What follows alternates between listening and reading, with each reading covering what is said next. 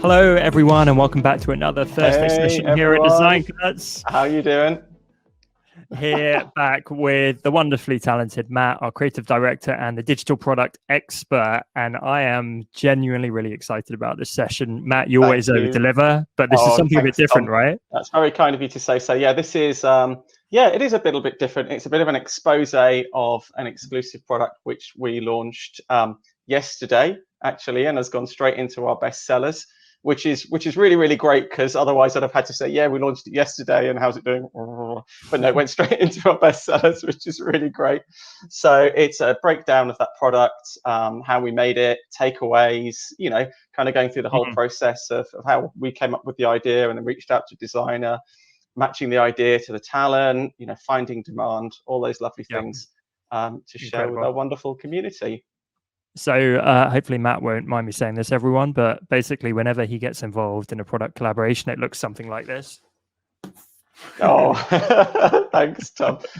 I can't claim all of the glory when we work with such awesome designers who make my job extremely easy. In fact, I've got the easy job. I just come along and say, well, we could tweak this or tweak that, and then they just absolutely knock it out of the park. So you'll see some of that process today. You'll see some of my comments. You'll see some of the initial designs as well for the product. So it's really cool to see the initial designs from the wonderful Julia Dreams all the way through to the final Julia product. Julia is so talented. She is beyond talented. And I don't know if anyone saw her global branding pack that she did with us. I think that was last year now, or was it the year before? Crikey, time flies. But it's last year, I think, yeah. So authentic. So she was the perfect person to put together a super authentic deco pack with us, which is something very close to my heart because I absolutely love deco. I was geeking out over it. So Matt, after the session, I hope, can you maybe take us through that page as well? Just so I've got it open in browser so that we can have a look through it and scroll through and actually see the preview story as it's supposed to be seen. Amazing. Sure. Well, over to you without further ado. Okay, so here we are. Here is today's session, which is how to design a digital design product. And this obviously is a step-by-step guide in how to do that. It is a great follow-up to last month's session, which is an introduction to designing and selling digital design products. And if you follow me on Instagram as well, it's a great follow-up to the case study that I pushed out over the weekend using the awesome canvas creator by Trailhead. And it really kind of expands upon that and gives you more detail. So what we will be covering in this session is the research, which is how to find a winning concept, creating a scope, what goes into the product, and just exactly what it does. So I'm just going to move my chat window down a little bit so I can see you as well, Tom. Initial designs, how it will look and how it works. Product presentation, how to market the product visually, and the launch process as well. Strategies to make sales. So I'm going to take you all the way through it now. And of course, it will be using the example of the brand new, hot off the press, contemporary Art Deco collection, which we launched yesterday with the wonderfully talented Julia Dreams. Amazing. Can I see some oohs and ahs in the live chat, everyone? I hope so. It was, I have to say, and I don't know if Julia's watching this today. I hope you are, Julia. It is always just the biggest pleasure to work with you, and you are staggeringly talented. You really are. It's an absolute pleasure. Yeah, seconded. It's just fantastic. So roll up your sleeves. Is everybody ready? Because here we go. Yeah, they're cracking me up with the U's and the R's in the chat now. I've just scrolled down. There we go. Yeah, well, there it is. So, okay. So first of all, of course, when you are looking to create a product, you need to do some background research for the product itself. You need to find out what you're actually going to create. You need to immerse yourself in your category. And if you're looking to find out what the category you work in, if that's your very, very first product, if you only just started on this process, do check out my previous session, because that tells you how to do that and points out how to do it within the Product Academy as well.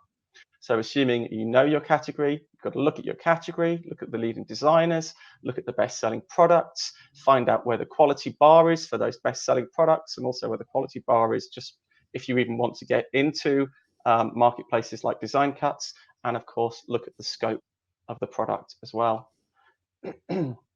So taking that first step, You are looking at for that target category. So you're going to hit marketplaces such as design cuts, you're going to go to popular, and you are going to look at those products. You are primarily going to look at the best sellers, and you're going to see what makes them stand out, just what is the winning formula, and what makes them the best of the best, because you want to aspire to actually getting there, of course. Now, you also want to find out what the quality bar is and how it varies within those different products. If you're just starting out, you might not quite be at Lisa Glan's or Julia Dreams level or Pretty Little Lines level, but you might just be able to see, as you work back through what's most popular, where you think you are in terms of the quality bar. Obviously, if you think you're good enough to create a product that's in design cuts, because we only take the top 1% of products out there and the top 1% of designers, if you're good enough for that already, that's already a really good step. So that's your first step to try and get your quality bar to that level. Of course, then you need to look at the scope, and what's the difference in the features and the functionality between those best sellers and other products. Immerse yourself in your market, immerse yourself in your category, get to know it inside and out, get to know, what products are people are asking for, track people on social, track people on the marketplace, come to the live sessions such as you have here today, and really immerse yourself in the market. And you're looking for those opportunities for those products that haven't been created yet, and for something that you can elevate and an idea that you can make even better. In the case of today, this is, the Deco collection isn't, the other Deco collections out there. It was a question of seeing an opportunity to actually elevate it even further. As I say here, we need to look at leading designers, and a great way to do that is obviously to follow them up on social and look for opportunity to engage with them and build relationships with them. That is super, super important.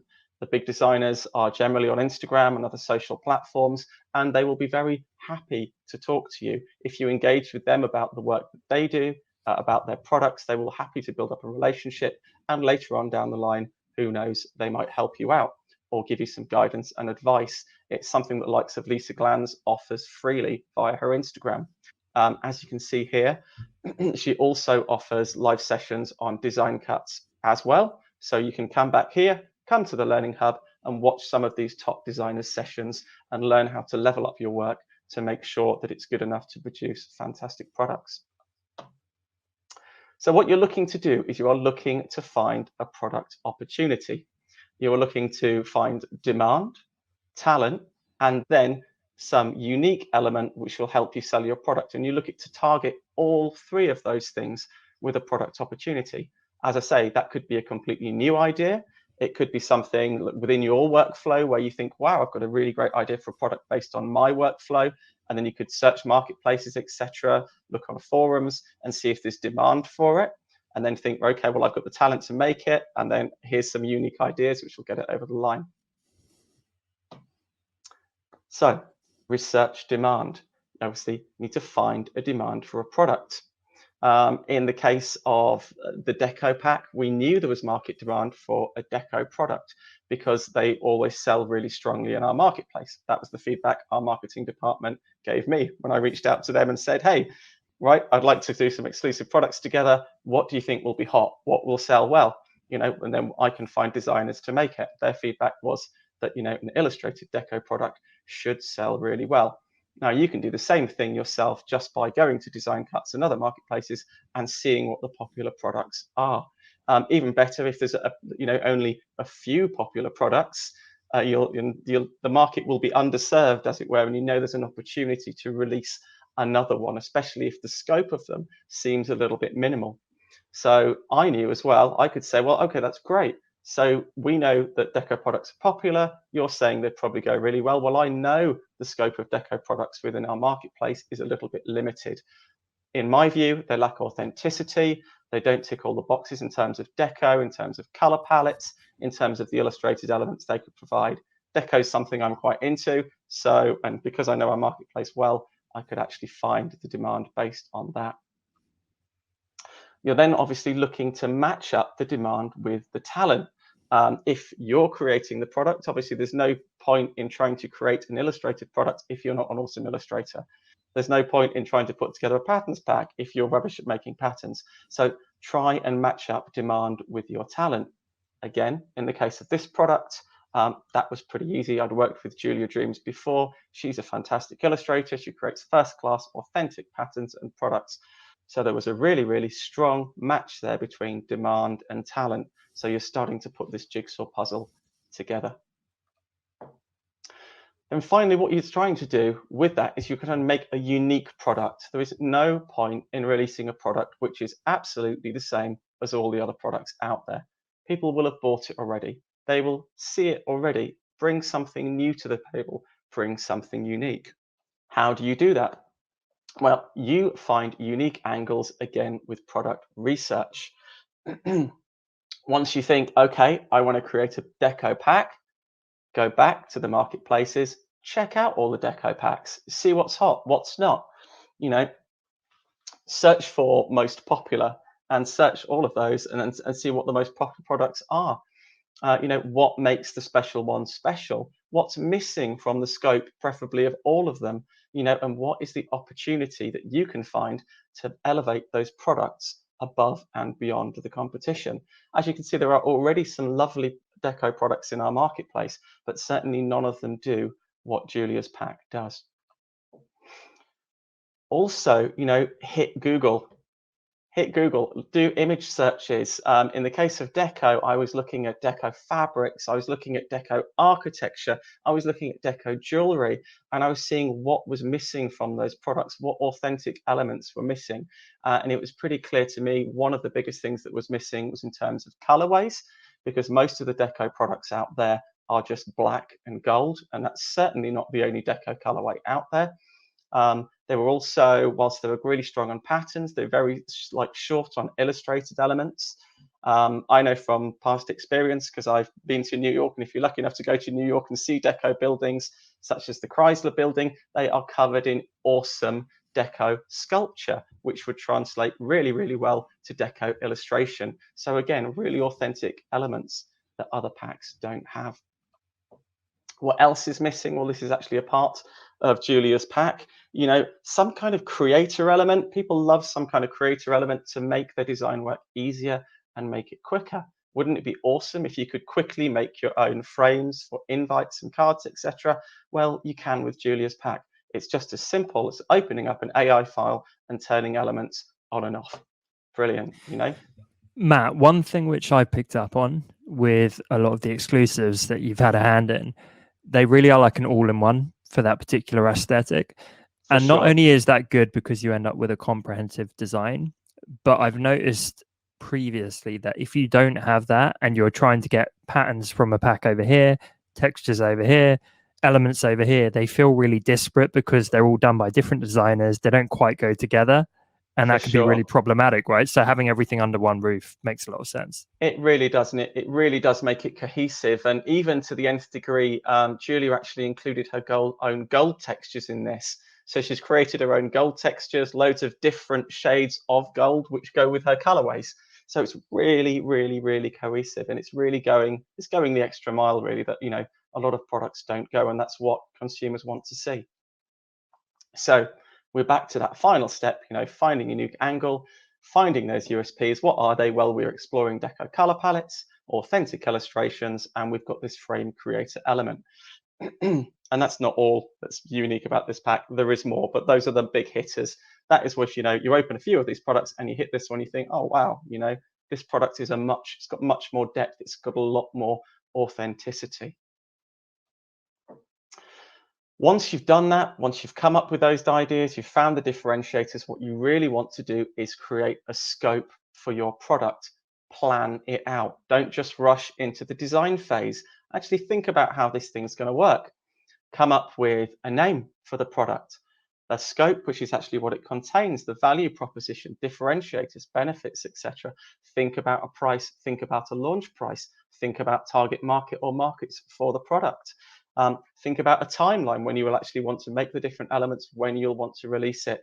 Make sure you have people in place to give you feedback, which is super, super important. Obviously, not everyone has a creative director such as myself, but everybody can build up relationships with other designers online, trust designers where they can get feedback for their work and speed up the process.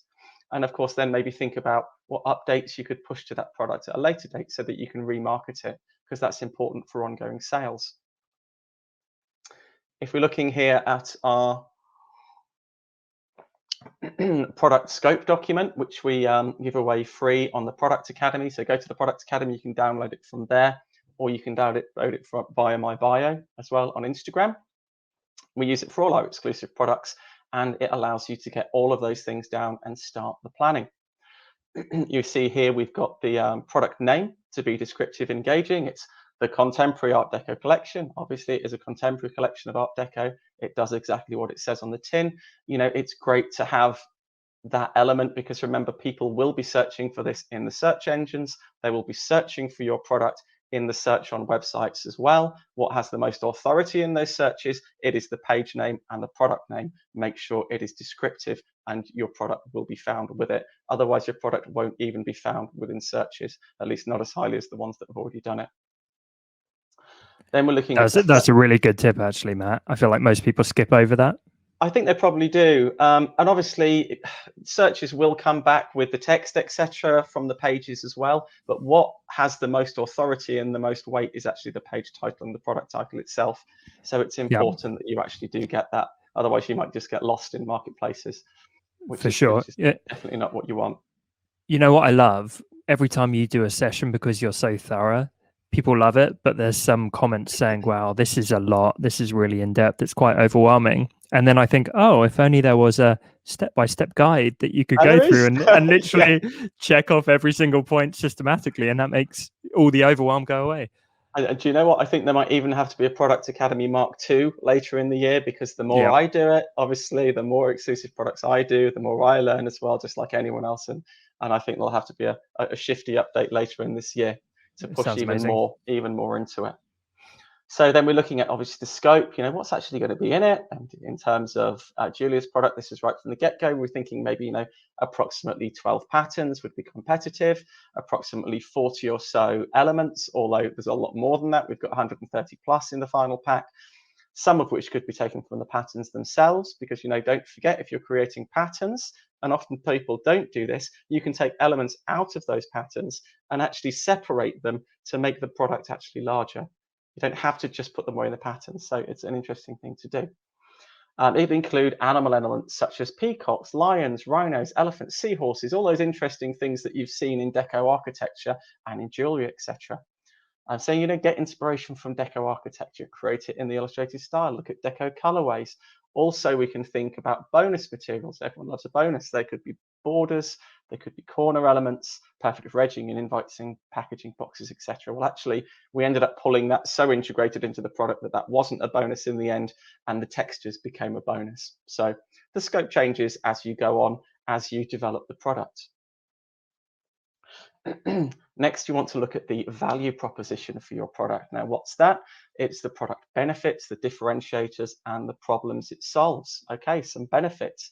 You know, this product is perfect. It makes deco design easy. It's perfect for packaging, labels, ceramics, invites, wrappings, fabrics, stationery, menus. Why is it important to think about this early on? Because this will influence how you make the product, and it will influence the previews as well. You want to think, what is the maximum number of end applications for my product? Let's make sure it will work with all of those, and let's prove to people that it can by including mock-ups of that, because that will increase the audience for the product and it will increase your sales.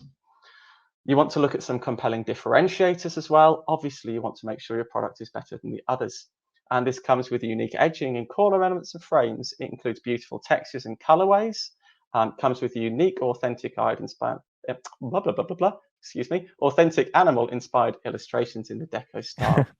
It's highly authentic. Super, super important. All Julia's products are highly authentic. She really does her background research, and you can tell. And we talk about that at the preview stage as well. People like to see that authenticity, especially designers. You know, you want to know you're designing something that's authentically deco.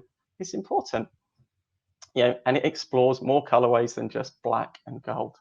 What problems does it solve? It allows you to quickly create authentic deco designs. Now, your value proposition is absolutely gold. because not only can you use that within your product previews and call it all the way out through just to make sure that people know that, you can share it with the likes of Design Cuts, with other designers, and they can help you promote your product. You are all on the same page when you're doing the product promotion, which is really, really important. Look at a price, find the market price, find that competitive value for your product. Look at the other products and the scopes and position it at some competitive price point, but I would say don't make it too low. Remember that part of the value, the inherent value anyone gives to anything is based on price. If the price is super low, they will expect a lower value product. Something to bear in mind. And especially the work that goes into the product justifies it, and just how vast and comprehensive it is. Obviously, you need to think about a launch price as well. It's a really, really good idea to launch at a discount price because that increases the marketing, the ease of marketing when you first launch the product. It gives it a better chance of actually getting into those best sellers and getting as many eyes over it as possible, and it not getting lost and it competing. Obviously, then think about the target market, where and who will be looking to sell the product to. This one is just being sold into Design Cuts. Obviously, it's one of our exclusive products. That's the only place you'll find it. We will be selling it in our graphics and our illustration sections primarily. It's good for, to keep that in mind, and it's good for other designers who are giving you feedback to keep that in mind as well. We need to be looking at a timeline for the product, when you plan to finish each element and the actual product launch date. Now, why is that important? And I've discussed this in previous sessions actually at length, but I'll just skim over it quickly now. It's important because it helps you hold yourself accountable to launching products, which is not always the easiest thing. When you're a designer and you're just working for yourself, actually keeping that cadence up of products or design work can be quite tricky. If you set some launch dates, it helps you do that. It also allows you to tell marketplaces that you might be selling through that, I will be launching the product at this date. And then, you can share content with them and get them excited and get your audience excited, and they can expect it on a launch date. It's good to do it. Also look to get feedback. It's very, very easy to give feedback within this document. It's a Google document that you can just copy to your Google Drive, and other people can comment directly into it. It will turbocharge your design process. What do I mean by that? It will massively speed it up. As any designer knows, you get completely glazed, you get completely blind to your own design work when you've been working on it for days. It will take another decent designer literally minutes or seconds to be able to give you the feedback that you need to move your work forward, that you might have struggled over for absolute days. And I'm guarantee you'll be like, yeah, or oh, I didn't think of that, or yeah, that is a great idea, or it's not a great idea. We've all done it. Make sure that you do it. Build up those designers, those arsenal of designers. Reach out on social, make your network. It'll make a big difference to your work. Finally, you want to think about updates. You can start thinking about this right from the get-go. You can make more marketing opportunities if you update the product later. You might think, whilst you're creating the product, that's a great idea. This is a great idea. That's a great idea. But you might think, well, but if I keep going like this, I'm never going to launch the product. That's absolutely fine. Pop it in the product update session. All these great ideas. Update the product later, and it's a great opportunity to remarket it. Or even better still, build up a community on Instagram and other social platforms, through a website, through a newsletter list. Talk to your community. Actually build up a dialogue with the people who buy your products and say, well, what would you like? What updates do you want? And then actually push those updates into the product, remarket the product, resell the product. And that shows, again, authenticity. It shows you care about the people who buy your products. It will build a stronger community, and they will help you market your products. And it validates it, right? It totally does. So nothing worse than working for ages on a product and then you have no idea how it's going to perform. But if you're building with them, like Matt's talking about, not only are they emotionally invested and they help shape a better product, but you get a really clear indication from the response to that build with them process if people are actually going to want it when it launches. Absolutely, yeah. And you can even push it to the nth degree, like Trailhead's products, for example, which are generally actually designed with other designers. And leading designers, he will design them directly with them and get feedback right from the get-go, then he'll get feedback afterwards. So, it really shows you that authenticity again, and that you create a really authentic, fantastic product. Mm-hmm. Once you've got all that down in your scope document and you're ready to start the design phase, design slowly, design thoughtfully, and again, get that feedback. We're going to start off, as we always do, with a mood board. You know, anybody design what you do, it's a great way to start, to get that initial design direction, to get the flavor for where it's going to go. You know, we'd already talked about deco architecture. We'd already talked about authenticity. So that is exactly what Julia reached out to within this mood board. And she's saying, you know, what are those features within deco she recognizes? It's regularity, there's bold geometric lines, there's ethnic geometric patterns, there's mid-tone design. She can see ivory, aluminium, rare wood, silver, all of these things, you know, pooling together to help create that authentic look of the final product, but right at the start. And the great thing about a mood board is it's really, really quick to put together. Literally pop off to Google Images, do some searches, pop together a mood board. But do remember, this is about inspiration. It is absolutely not, and I underline this, about copying other people's work. Absolutely not. This is about getting authentic inspiration for your own work, elevating it and moving it forward. I love that we're getting literally the insights into like your actual comments on Google Docs, etc. I mean, this is a real behind the curtains, and I feel like no one Yeah. really shows this level of what's gone into stuff. I know. I think I even see. Like, I've been inside the Chrysler building in his private apartment at the top, and I have. It was awesome. I went on holiday to New York. I was geeking out in the lobby of the Chrysler building. Somebody grabbed me and said, "Hey, do you want to come up? I work on the top floor, and I invite someone once a day to come up and have a look around." And on that day, it was me, and it was awesome. So That's so it's cool. something that's really, really close to my own heart. So I'm saying, you know, I say here, you know, it looks really good. It's exactly the kind of thing I was looking for inspiration. You know, this is absolutely fantastic. And I'm saying I can't wait to see the rest of it come together. And I couldn't. Super exciting. Once you've done that, you're looking to move into the initial design phase. Now, what's really, really cool, if you pop to, there's another article, perhaps we can link that up on the Design Cuts website, actually written by Julia, where you can actually see her draw these. And you actually see it coming together in No, that's Procreate cool. where she draws it. I won't open it up now because we don't have time to look at it, but do go and check it out. It's really, really cool. We've got that as an article on the website and a bit of an expose. So this is me giving a load of feedback on those initial designs. You can see there's a very, very long email that I have written back to her here with lots of comments and lots more things that I could see would help influence her work and give it direction. And it's about working, you know, collaboratively to make something that's stronger. And I said at this early stage, well, I actually said I absolutely really love them, obviously, as ever, but, you know, maybe they're a little bit cartoony, possibly a little bit soft. And I'm saying, you know, that deco makes me think of 20s business, money, power, style. It's almost regal. It's almost like, you know, deco business was the new royalty almost. They had all that money and power, and it was displayed in this very regal almost style. So could we push that into it more, get a bit more hard edged? Love that. Obviously, Matt's incredible resource in the Product Academy is available there free for all. But watching this, my first thought is like, I bet everyone watching kind of wishes they had their own Matt as a creative director accomplice. So let us know in the chat if that would be the dream for you as well. Because let me just say, working with Matt, it's very, very handy to have someone experienced, you know, casting that eye over what we're doing. That's very kind to say, Tom. But as I said earlier on, do reach out and build relationships with designers, with other designers, and use them as your virtual creative director. And don't be afraid of building relationships with really well-established designers. They've been there, they've done it before. The chances are, if you engage with them, they will engage with you. So, you know, everybody 100%. can make that. Moving on more through the initial design process, taking those initial designs and looking to make them more into illustrated elements. And really just you're starting at this stage to pick apart, you know, what makes deco deco. You can see with the lion's mane at the bottom left there, how it's starting to get quite broken up. And there's me kicking some comments back and saying, you know, I like it again, but I think it's probably deco for me is more made up of simpler shapes, which are broken up internally with lines, which you could very much see at the lion's face there, the sculpture top right.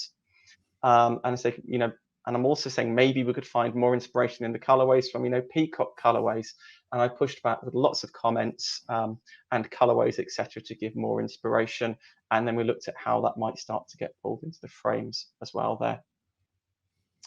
Then we went more into the designs. We're looking more at the colorways here, lots of different colorways in those kind of peacock colors, and really going to the nth degree. We're really getting picky with it. Even the black, it wasn't just black. We're saying, look, is it a cool black? Is it a warm black? Exactly what kind of black are we talking here? Has it got green in it? Has it got blue in it? Is it cool or warm? We're really trying to make it as authentic as possible.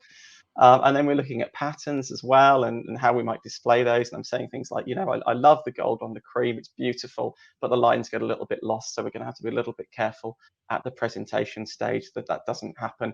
And possibly, allow people to change the line width in Illustrator, which is probably the main tool people will be using to edit this pack, although there's PNGs, etc. as well, should you want to use Photoshop. We're looking to test ideas as well at this stage. It's not just about giving comments, it's also about testing. One of the ideas that I had with Julia that we came up with together was actually putting together a pattern creator where you could create your own patterns. You could combine lines with colors and background patterns to make patterns in different colorways. So that's something that we looked at as one of the ideas for this product. Julia actually sent me an EPS for this, and I had a really good play with it. And actually, we decided at this stage that it was just a little bit overwhelming. It was actually quite hard to judge those color palettes and how they worked and how they came together. And we felt it might be a little bit much. So this is an idea that for now we've put on the shelf for this product. There is still a creator element, obviously, with the frames, so we still tick a box for it, but maybe this is something we'll look at later. But for this particular product, we decided it was too much at this stage. So it's interesting to see that, it's a really good way of not going down those rabbit holes for ideas which might not possibly work, for not burning too much time, is just getting feedback for it. Okay, once you've got all that stuff together, you've got all your ideas, it's all coming together, you think you're pretty sure that your products, all the elements are ready, you need to go on to the presentation phase. And obviously you need to absolutely nail the presentation phase. The presentation is your main marketing channel for this product. If you can't present your product, doesn't matter how good it is, it won't sell. Oh, and hey, look, yet again, I'm suggesting you get some feedback as part of this process. So, as I always advocate, you should use a preview story, which is basically treating your previews as if they're a book with a cover, an introduction, hooks to get people more excited and pull them in, a body, the main guts of the product itself, some kind of bonus element is always really lovely. People like to think they're getting something for free, bit of a bonus, who doesn't? And then a finale to get people over the line with that purchase. And if we look at an acronym to help remember those, I guess it would be KIBF. Yes, yeah, that is. That's the official. That's the official acronym for it. So there's quite a lot to think about there. But what I'm going to do is break it down again using Julia's product. Again, really interesting to see. Here's our cover design. Now, remember, the cover. Who picks up a book if it's got a really rubbish cover? You're walking around Waterstones or your favorite bookstore, whatever that might be. It's really important it's got a great cover, and it's just as important when you're visiting a marketplace, because your first interaction with the product after you've hit search will be the product cover. If it doesn't have a good cover, if it doesn't get across what's in the product, people won't click and you won't make any sales. Oh, there's such a difference. I hadn't seen the initial design. No, it's nuts, wow. Isn't it great? So that's Julia's first pass at the design on the left-hand side, and there's the final design on the right. And I'm just going to quickly take you through some of the feedback that actually got us there. So here is our initial cover feedback. Now, absolutely the first thing I do, and the first thing anyone should do, is you should take your product cover and you should embed it in a grid of the competing products. And you should see how it competes against them and try and decide whether people are actually like to click it, because that's really what you're trying to do. The feedback I gave at this stage was I thought there was good differentiation. It did differentiate against the other products, which is really great. I felt there were some issues possibly with legibility, and I suggested to Julia again that we looked at it more in place and we worked on that together. Also, the line width got a little bit lost as well, especially against the background color at a smaller size. It's very difficult to judge if your design is going to work when you're designing it actual size in the product page. You need to really view it in a grid as well. I felt we could call out more of the scope of what was in the product. Whilst I liked the gradient because it was good for differentiation and it called it out, I was worried it might cheapen the high end of the field product slightly. So my gut was to lean away from that. And I felt we could possibly use the free Product Academy template. Again, there's a free template that we've got which includes all of the elements and calls them out. And I'm like, well, let's just try and make sure we tick all the boxes from that template to really give us the best chance of that product getting opened. Here is some of that initial feedback from the next phase. Really, really interesting here. I don't know if you guys have done this, but in Google Drive, if you upload images to it, if you open the image, you can draw areas on the image and leave comments on the individual areas. It is a fantastic way to get feedback. Google can pay me for this later for this. You can do it in Drop. Yeah. You can do it in Dropbox as well. It's really handy. Yeah. But I mean, obviously, Google's something I enjoy using a lot. Good platform for all the documentation, etc. as well. So you can see me saying here, maybe we could make the mock-up elements a little bit larger because I was worried people couldn't really be able to see them, again, at grid size, and just pull up that size and possibly remove the glass because it was maybe a little bit distracting. At the end of that comment process, this is what we ended up with. You can see going from the top left, we ended up with a really nice descriptive title, which was very, very legible and jumped out. We ended up with a logo, which was Julia Dreams. She generally just uses her name rather than logo. That's absolutely fine. It gives that brand equity, and the brand equity is a reputation for your products or your services, which you can build over time, which gets larger and larger and larger the more people know about your brand. So it's worth you calling out your brand on your covers within your products. If somebody's bought one of your products before, it will increase the chances of them buying this product. And then when somebody buys this product, they'll get more brand equity and they'll be more likely to buy your next product. It's important. You can see the scope there, what the product contains, 130 elements, patterns, and frames. Great differentiation from the other products which don't have as large a scope. We've got a bonus there. Again, everybody likes a bonus. We've got 20 textures as well thrown in. Brilliant. Really nice to call that out. We are bridging the imagination gap because not only are we using the product to make the cover, which is always a really, really lovely thing to do, we are showing some mock-ups of products and print work that also has been created using the product. You are proving the product works, you are proving that it's useful, and you will be getting people excited. We're looking at quality and compatibility there as well, obviously within AI and EPS, which is what everybody wants to see in terms of quality. And there's JPEG and PNG, super useful for other platforms such as Photoshop, etc. if you're working in bitmap, if you're not so confident in working in vector. And there's what the product is perfect for. Don't make people guess. Tell them what your product is perfect for. This product is perfect for branding, invitations, menus, fabrics. Wow, I'm thinking, I can use this in loads of my work. This is a useful product. This is worth money. I want to buy it. And that's what you're trying to do. The next thing you are looking to cover is an introduction. Now, it's really nice to have an introduction as you would have an introduction in your book to set the scene. Again, you are looking at a value proposition, benefits, differentiators, problem solved. You're talking about the scope, and you're also talking about the creation story for that authenticity and to make that connection with the audience. In the case of this, we're saying, I created the Art Deco pack to provide authentic illustrated resources. It's perfect for making deco design easy.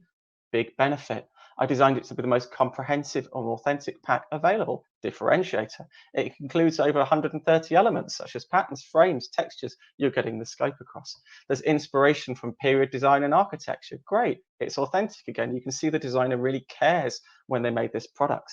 And it's got elements which are unique to this pack, such as deco animal illustrations. So you're proving that you've got some USPs as well. And finally, I hope you love using this pack as much as I love creating it.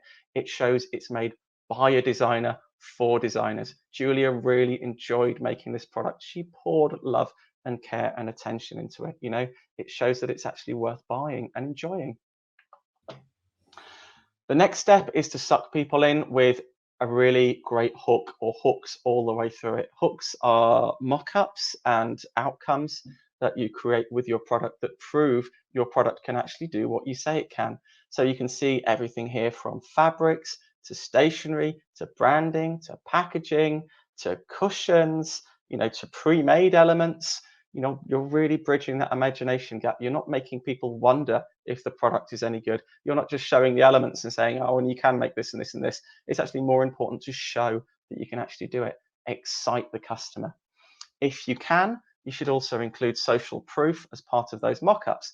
In an ideal world, when you design your product, you should get feedback from other designers such as myself, and they should include that social proof, or you can ask for reviews actually, and then spin that and include it into your creation story and into your previews. In the case of this product, obviously what's fantastic social proof is sessions such as this. And I believe next week we've got more sessions with other designers actually using the product. So if you'd like to come along to those sessions, come and see it actually being used to create things. It will be really good.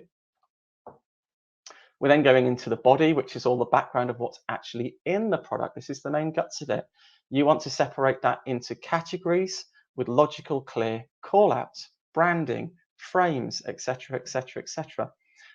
You want to include in each of the scope of what it contains, the features, what it can do, how it works, the benefits, how it can help. Again, the problems solved by this product, that it makes deco design easier, quality indicators such as resolution, authenticity, and again, include all those outcome mock-ups and social proof if possible. Really important. You can see me kicking back some comments here for some of that body and saying, things like, the text may be a little bit small at the design cuts preview size. I'm suggesting maybe taking a screen grab, which is really cool. Go to a product page, take a screen grab, and actually drop your design work in there. See how it will look in the final application. See how it will look at the final size. Make sure it engages. Make sure you can read those elements. Make sure the line width is heavy enough. So we're looking here at a breakdown of one of those previews. You're seeing that clear call out to the category. You're seeing the benefit. You can create personalized design. You're seeing the scope, corners, borders, patterns. You're seeing features being called out, ready to use frames, and you're seeing those mock-ups and outcomes. You're getting this all across in a really compelling way, and you're packing in that information to help make the sale. Again, you should get comments and feedback as you go. This was the original design for that. Julie put the stars in. They're quite nice, but I was like, well, actually, I find them just a little bit distracting. It's almost like the design work should be the star of the show. It's really, really beautiful. Perhaps they're a little bit distracting. Perhaps we should remove those. And that's what we decided to do for those final previews. Again, you should need to be thinking about calling out those quality indicators as you go, because everybody needs to know that it's in AI, that it's in EPS. That you can use the ready-made palettes, that you can easily customize the palette. It's really important. Designers want to know that because they want to be able to create design work as quickly as possible. Design is money. And then obviously you're seeing that with a really, really beautiful mock-up of that light shade as well, which I think looks rather stunning. It's stunning. I feel like I want to go make myself a cocktail, Matt. I know, absolutely. Isn't it great? I want a party. Should we do it? we're in the roaring 20s now. I know. It doesn't need an olive in it. It does with those glasses that are like that. Yeah. And then obviously you think about combining elements in your previews as well in the body, combination of benefit and mock-up. And here you can see, I love these step 1, 2, 3 mock-ups because it shows people how easy it is to use your product. Step 1, add the corners. Step 2, choose the decorative elements. And step 3, add your golden texture. So you're showing people how quick and easy it is to build up design work with your product, which is really, really important.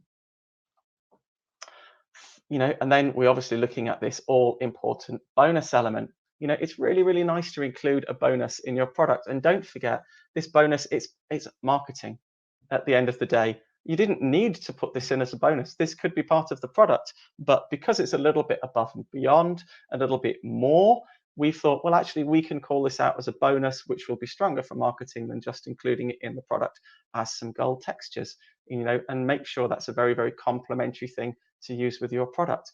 Obviously, gold textures are, and what's really, really nice about these is they're available in all these different colorways to work with all the colorways of the actual pack. As Tom said earlier, it makes it very, very cohesive when it's just done by that one designer.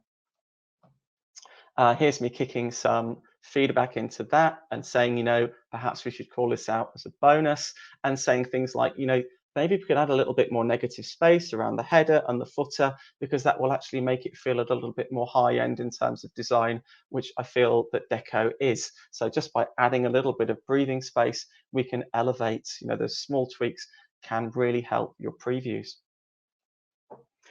Then we're looking at a finale for all those previews as well. You want to really, really seal the deal, and you also want to finish by making a personal connection.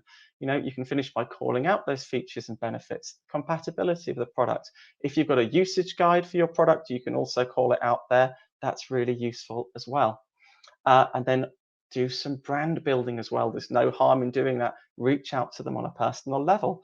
What Julia said here is, let's connect on Instagram. There's her Instagram. You can go to it. I'd love to see what you can create with the complimentary Art Deco collection. And this is working on lots of levels. If you haven't decided you want to make this purchase, if you're on the fence, you might go off and check her out. Look at her other products, look at how many followers she's got, see that she's authentic, and think, well, actually, maybe I will buy this product because I can see there's so much to Julia as a designer. And it also brings that purchaser into her community. It makes them part of the community. She will engage with them, and then she can sell to them as well at a later date. So it's a big win all around. Once you've got all your previews together, you want to think about what your launch strategy is. You need a pre-launch strategy. You don't just go straight into the launch. You want to be thinking about creating a buzz and an interest around your product before you launch it. The easiest way to do that is to build up your own community or your own audience. I know, sorry, Tom, I don't want to say community all the time when it should be audience, and you're calling this out so much in your Instagram currently. Build up your own audience in Instagram and actually communicate that with them, that you will be releasing this awesome product, and engage with them, talk to them about it. You might even engage with them a little bit beforehand and see what ideas they've got that you could add to it, or if they've got any comments. It's really, really valuable. And don't just do it to your own community. Your connections community can help you market your product as well. And here I am helping Julia by marketing her product, by including my audience within that as well, and saying, hey, come on, come and check out this product and how it was put together. It's really cool. Buy it, play with it. It's a nice product. Then obviously you move on from that to the launch, and you will primarily probably be looking to launch through large platforms such as Design Cuts, and we have very, very large audience of highly targeted designers. On the left-hand side, you'll see we push out emails. We don't push those out to our entire audience. The emails and promotional stuff that we send out is very, very targeted, as a lot of platforms is now. So we know that whoever receives that email is into illustration, or they're into Julia Dreams, or they're into deco. So they're going to be engaged with that product before they come to the website, and they'll be very, very likely to actually buy it. Obviously, you want to look to launch at a discount because it will help boost those initial sales. What you want when you're going into a marketplace of products is to get into those best sellers. It's to get onto the first few pages of results. You want to get an initial boost to your sales. And the best way to do that is to have an initial discount, 1-2 weeks. It will make a difference. If you can get yourself embedded in those best sellers, you will be more likely to stay there over time and to increase the profile of your product. Post-launch, there's lots of things you can do to help promote your product going forward as well. It's not just sitting on marketplaces. Don't forget about it. I've talked about this before. If it's a really large product, or even if it's a reasonable sized product, you can split the product into larger products. Obviously, the price point of this product is $29, but not everybody might want the whole product. Maybe some people want just the illustrations. Not everybody might want just the frames, or maybe you could want to sell to some deco textures. So there's the possibility that maybe you break it down into smaller products which sell those individual elements at a much lower price point. And we really see this working, don't we? We do. Because we do, absolutely. Some people, I just want some patterns. I really don't need all the other stuff. And it won't make the sales of your main product, but what you're doing is you're maximizing that work. The work, you've done that work already, you've done that presentation. So long as you do it with those things in mind when you create the product, it makes it pretty easy to do actually once the product is launched. Mm-hmm. Then you're obviously thinking you might want to periodically update and improve your product. And we discussed the benefits of that already with communicating with your audience. And well, you can build a community over the time. So as long as there's much discussion both ways, it's an important thing to do. Do build it up. It will help you with your marketing. Think about creating useful content, obviously based around your product online, which is more of a soft sell.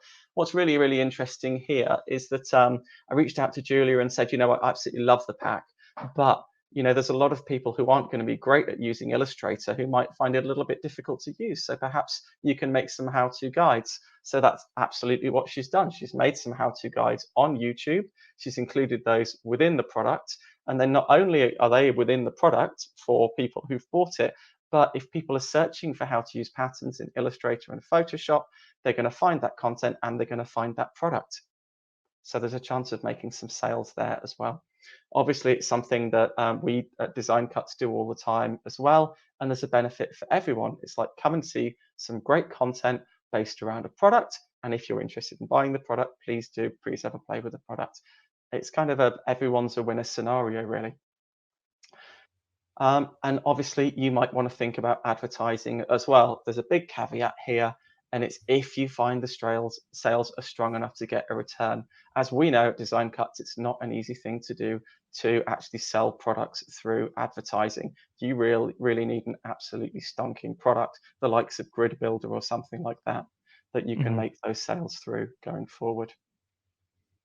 So, what are the big takeaways from this presentation? Okay, in research, take your time to find the demand for a product.